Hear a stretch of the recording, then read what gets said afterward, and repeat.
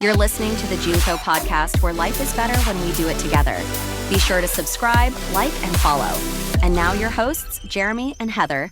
Hey guys, welcome back to the Junco podcast. Today, we're diving into the unexplained. So today we are exploring one of America's oldest and most fascinating mysteries, the Gurdon Light, the legendary Gurdon Light. Now, I've been there, and I'll tell you my experience when I was a kid, but imagine this, standing abandoned on a railroad track late at night. It's completely quiet, except for insects and the occasional rustling in the trees. Suddenly, a glowing light appears in the distance. It begins floating towards you without making a sound. And so, Heather, that's happening to you. What are you going to do? I'm going to close my eyes and curl up in a ball and pray. Pretty much. That's what I'm going to do. And that's where our aspect of faith comes in. We always bring There you go. our perspective of faith into the conversations. But so much history, not only in our great state, but we'll be covering over the next 4 or 5 weeks some, call it mystery, a little bit of history, maybe some unsolved things in the state of Arkansas. And today, the Gurdon Light. That's right. Mystery of history. So, the Gurdon Light, is it the spirit of a railroad? Say that fast 5 times. Railroad worker searching for his lost lantern? Is it a strange natural phenomenon? Or is there another explanation entirely? And people have been asking those questions for hundreds of years. Long time. So turn down the lights, grab your favorite drink, and join us as we investigate one of Arkansas's greatest unsolved mysteries, the Gurdon Light. That makes me think of, the TV show Unsolved Mysteries. Well, ironically, they did an episode of the Gurdon Light. It's known as the Gurdon Light. For more than 60 years, the same eerie, luminous apparition has been described by hundreds of eyewitnesses. Is it some as yet unexplained natural phenomenon? Or is it, as many say, the restless ghost of a long-dead railroad man doomed to wander the tracks for eternity? And so, if we can, we'll attach that to the YouTube portion of that for you to watch. So the Gurdon Light can be seen. What is this thing, right? What is the Gurdon Light and what's it all about? We know it's a light. We know it's a light. But right. So the Gurdon Light can be seen just outside the small town of Gurdon in Clark County, Arkansas. Clark County. The sightings happen along an old railroad corridor surrounded by dense woods, making the location feel isolated even during the day. Goodness. Now imagine, as we're reading this, I'm getting that... I can just feel, and being born in Arkansas and from Arkansas, dense woods are not necessarily uncommon, right? Like, even in most towns in Arkansas, you could find a patch of dense woods. So, that's Very not dense. necessarily uncommon for the state of Arkansas, but there's more to this story, as we'll find out. That's right. So they say that once the sun goes down, it becomes a completely different place. Wow. And visitors have described hearing like almost nothing except the sound of like nature, And then, without warning, a mysterious glowing orb appears. Okay, now that's different. Now this is where it's taken a crazy turn. So you're telling me that it's not what appears to be a standard light, but you're saying this out of the middle of nowhere on an abandoned railroad track in the middle of dense woods that a glowing orb begins to appear. It's moving. It's a moving glowing orb. And that's that's kind of what freaks me out. Now, there's a lot of theories behind this, and we're going to see as we go on into the story what exactly this could be. Now, witnesses say the light can be white, blue, orange, or even green. Sometimes it's the size of a baseball. Other times it's much larger. So, so that's throwing me off. Yeah. So it's saying that the color can be different. It can be different sizes. And I want you to imagine an isolated place. If it's in dense woods and there's not a lot of things by it. What could it Right. possibly be? Right. We've got some possible explanations that we'll go over here in a minute. But they do say that the strangest part is not the color. It's how it moves. Okay. It floats. It changes direction. It hovers and occasionally seems to respond to people watching it. Now, I can't deal with that. I can't do that. I No. know. And it's taken me back Do that. to the time that we actually went. And when I say we, Not me. not you, but I'm I'll not it. unfold that Yeah. in just a moment. Tell us more about the light. Yes. So every great mystery has a legend, and the Gurdon Light actually has more than one. Okay. So you're going to have to use your brains to just, Yes. I don't know, figure this thing out. Right. And we probably won't figure it out, but hey, here we go. So the most famous tells a story of the railroad worker. I did good that Gotcha. time. I'm glad you're did good that time. saying that, not me. That's tough. He was accidentally struck and killed by a train while working at night. Wow. Okay. That's crazy. So I think that's the only one that I knew. Right. I feel like you told me that. Well, yeah. And I hear that there's more to the story. So according to local folklore, the accident was so violent that the worker was decapitated. Oh, that's another level. Right. Bless it. His spirit is said to roam the tracks, carrying a lantern, forever searching for his missing Stop. head. Stop right there, man. Wow. That's enough to just make me. Exactly. Whether you believe ghost stories or not, it's easy to understand why that tale has survived for generations. Because hey, you told it to me, and when you told me, I was like got chills and scared. So yeah, that's a good one right there. Well, and it's crazy because, like every good story, it has good lore. But the thing about good lore is that there are generally pieces of truth Right. that are right. in that make up the lore, if you will, of any type of event. And so, could this be exaggerated for effect? Probably. But what we have to kind of understand, I guess, is that there's probably some truth behind Right. the lore that is that of the Gurdon Light. And there are definitely things that we don't and won't understand in this life. Exactly. And this could be one of those. Well, and here's where history becomes just as fascinating as folklore. Check this out. In December 1931, railroad foreman William McLean was murdered by one of his employees, Lewis McBride, after a disagreement over work assignments. So that's actual history. That's actually like verified That's real. information. That's real. And that goes back to what I was saying about the lore. Like, behind Right. all lore, there's There's some pieces of truth. There's pieces Absolutely. of truth. And then things get added to, and, That's for right. the effect. So the Great Depression, we all remember that That's right. time, had made railroad jobs incredibly valuable. So tensions were high. During the argument, McBride attacked McLean with railroad tools. This word? Killing him near the tracks. Gosh, that's crazy. That seems. I mean, that's real. Right.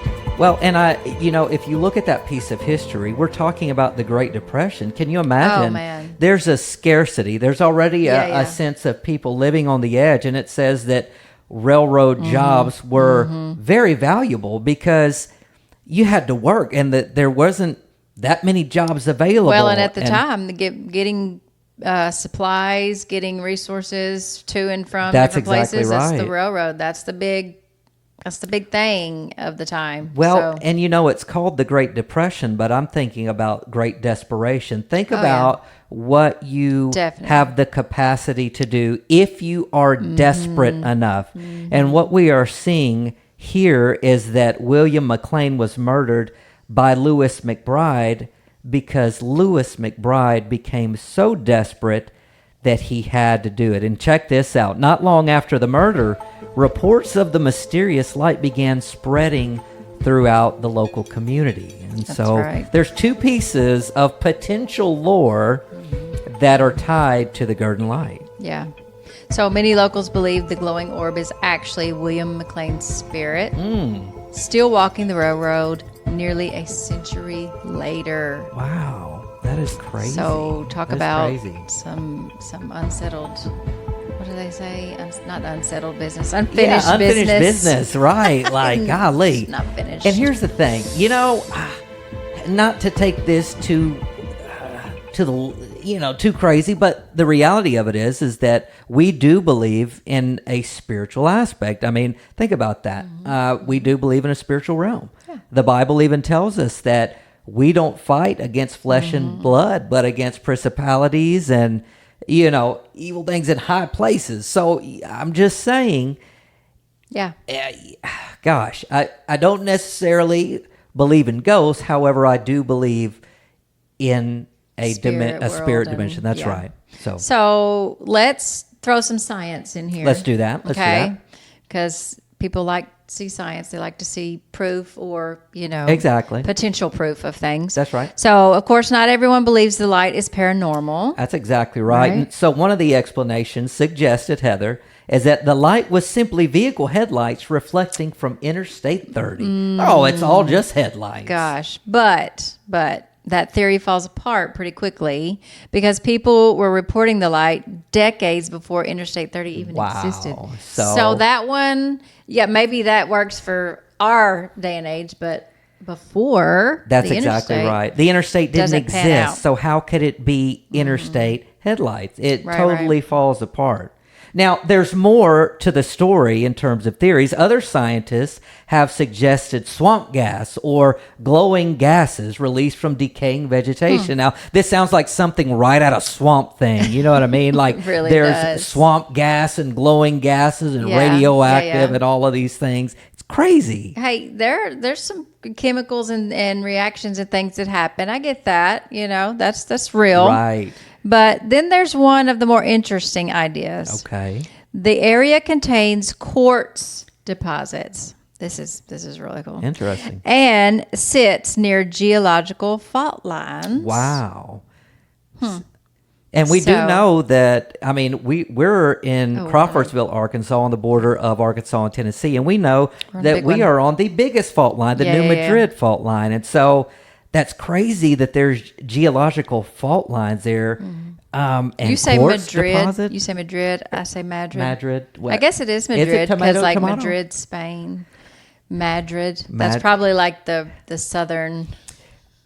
New Madrid. I haven't heard of Madrid, Spain, but I've heard of Madrid, Spain. So that's right. The New Madrid fault line. You're probably right. So. That is crazy. So crazy. So what stuff. happens with the quartz? Tell us what happens with the quartz. Well, here's what happens. So when quartz is placed under pressure, it can produce electrical charges through what's called the piezoelectric effect. Good job and there, I may or may not be pronouncing that right. But again, so this happens, the piezoelectric effect, this takes place when quartz is placed under pressure and it produces these electrical charges. Now listen, some researchers believe those electrical discharges could create glowing balls of plasma. Now listen. Jeez.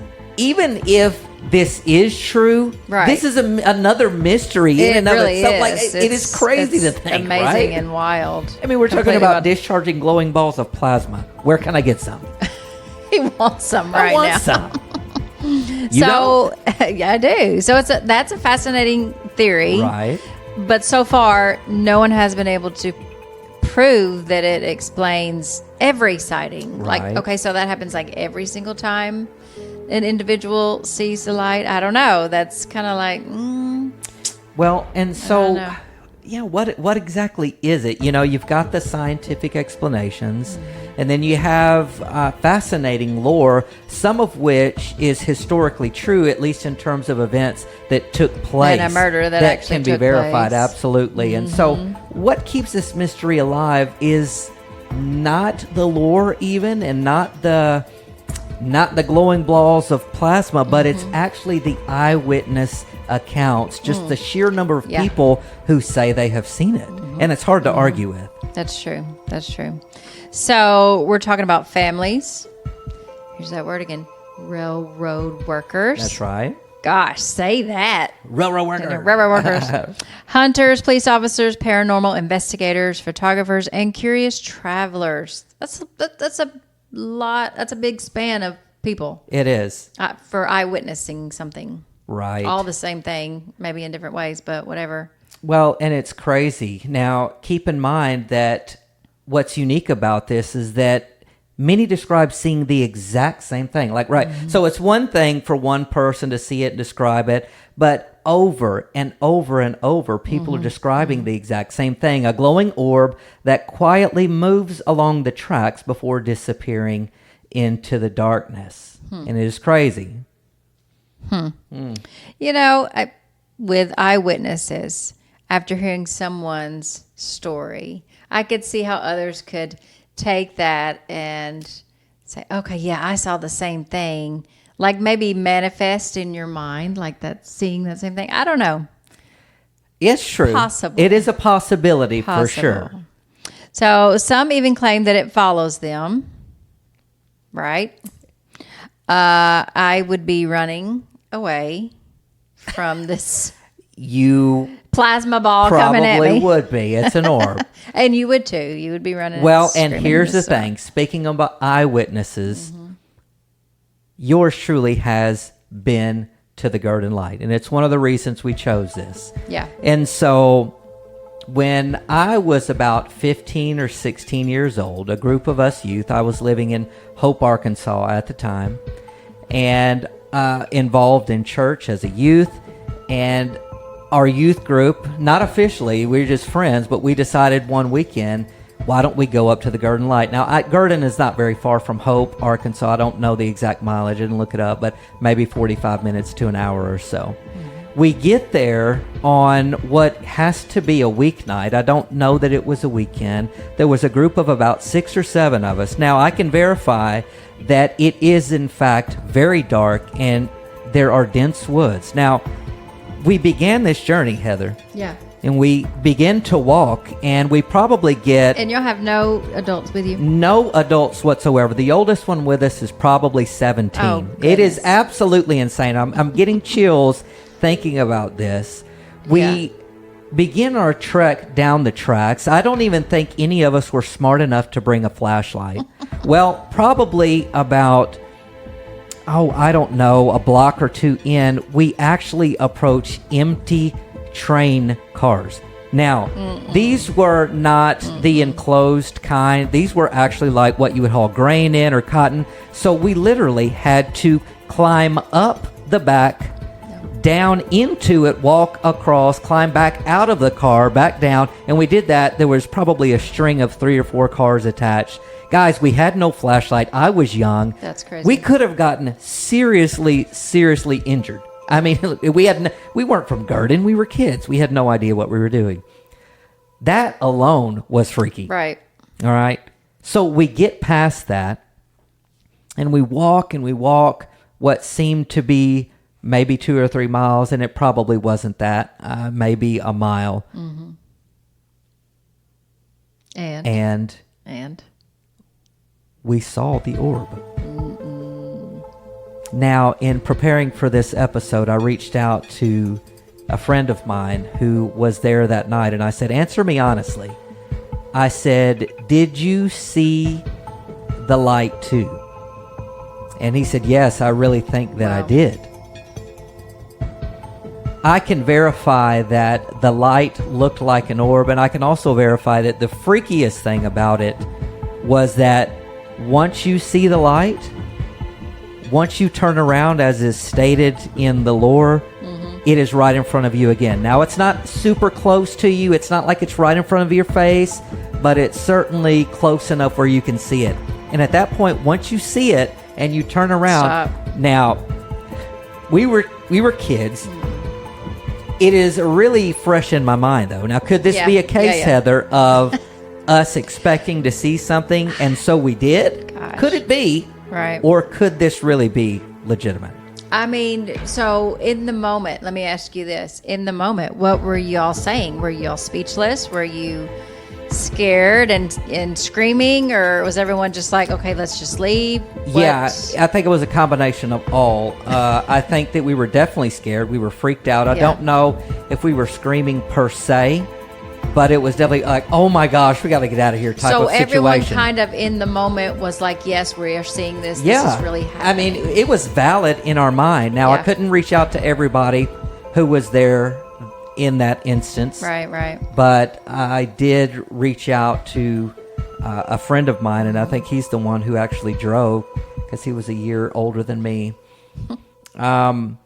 And so I just want to add that as you're walking down, and we didn't have flashlights, like there are little bridges that you come to for little creeks to pass under. There were reports that we found out later that there were reports of a lot of homeless people and things living under those. So that's enough. Like we could have been encountered by goodness. So in addition to this freaky light. So many things.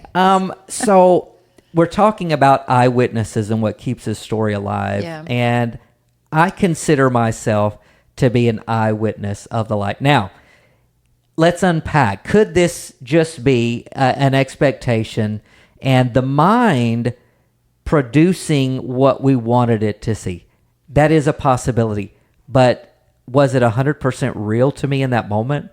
Mm-hmm. Absolutely. Yeah. What do we do, Heather? Wow. So, and the fact that it was a group of you, right? It's not just like two friends going and making each other see the same thing. Like, exactly. you saw it, I saw it, we're seeing it together, right. Yeah. So I do consider you an eyewitness. It's wild. Pretty cool. It's wild, man. It's wild. Pretty cool. So, thank you for sharing that. That was interesting. Let's talk about pop culture around this thing. It says the mystery eventually became so well known that it caught national attention, and this is what we were talking about earlier. It really did. And in 1994, Unsolved Mysteries featured the Gurdon Light, introducing millions of viewers to Arkansas's most famous ghost story. Now, you know, there has to be, for it to be featured on Unsolved Mysteries. There has to be multiple eyewitness, all the things. Y'all, this is why we're doing a series on Arkansas Unsolved. There's so many there's things. so much, y'all. There are some personally that came to me, and we're still doing research and gathering our information, so we're going to cover those as well.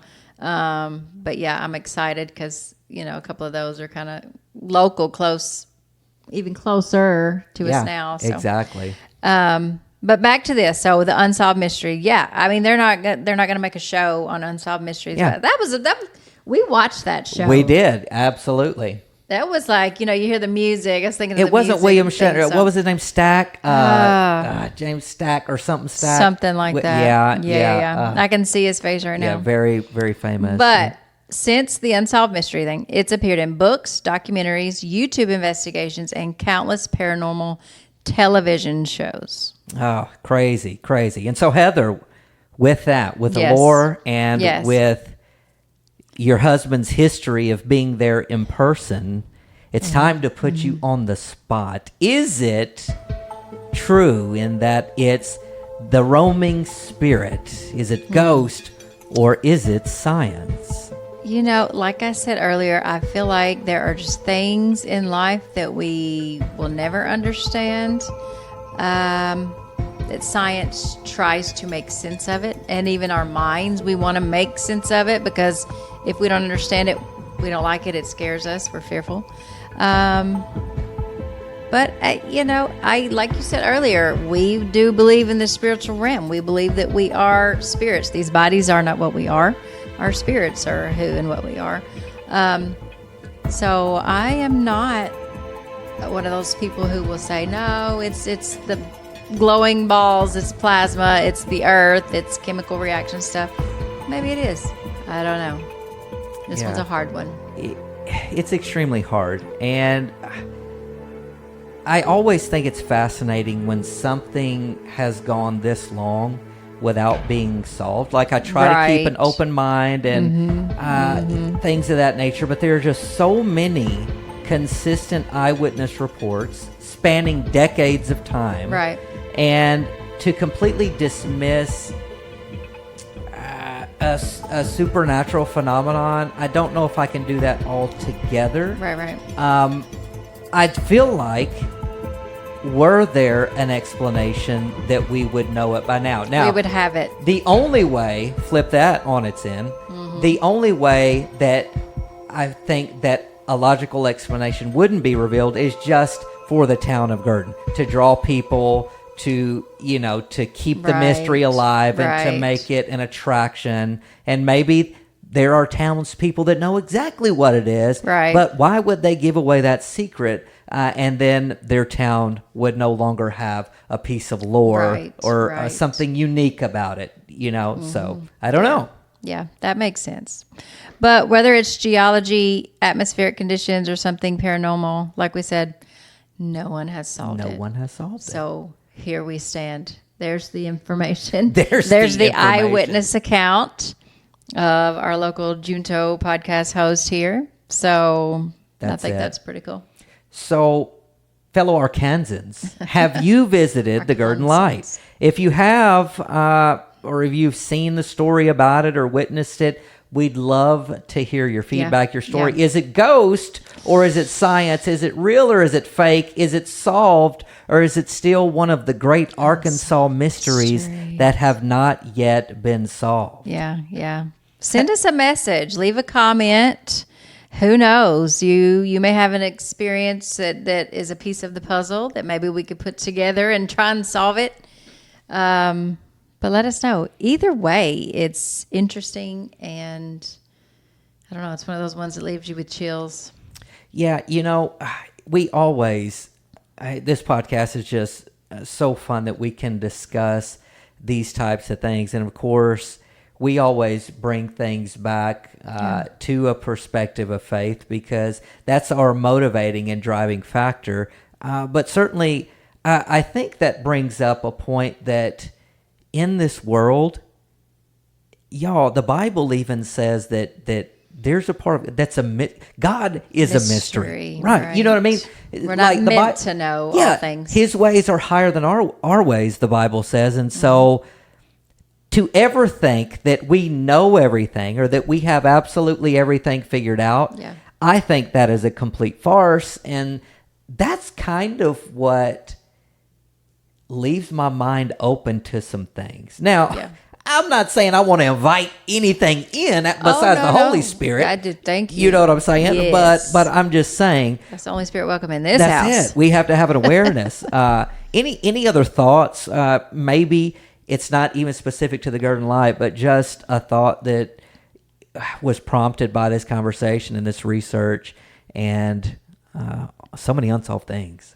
So many unsolved things. I just think it's interesting. I like to talk about it. I think people like to talk about these things, whether anyone has any type of resolution for them. I just think everybody comes from a different background, so different experience, and may see it different perspective. So that's just us. We're just presenting the information and talking about it, and I think it's cool. That's it. Now, if you happen to be from Gurdon and you know what this is all about, and you happen to see this or listen to it, please tell us. We want to know. Is the Gurdon Light fact or fiction? Is it real or fake? Is it ghost or is it science? And of course, if you enjoyed today's episode, be sure to subscribe, leave us a review, share this episode with somebody who loves history and folklore, and of course, a good mystery. We're excited over the next 4 to 6 weeks to be bringing some Arkansas Unsolved. Now, some of that's going to be historical, where we're just talking about some Arkansas history, but some of it's going to be, there's some mystery behind or an aspect of being unsolved that sits there in the natural state. That's right. History's my thing. So I know. You're going to like that. So good. All right. Until next time, I'm Heather. I'll go first. I'm Heather. I'm Jeremy. And we'll see you next time on the Junto Podcast. That's right. The Together Podcast. You can catch all episodes at juntopodcast.com or wherever you listen to podcasts. Be sure to subscribe, like, and follow, and until next time, keep it together.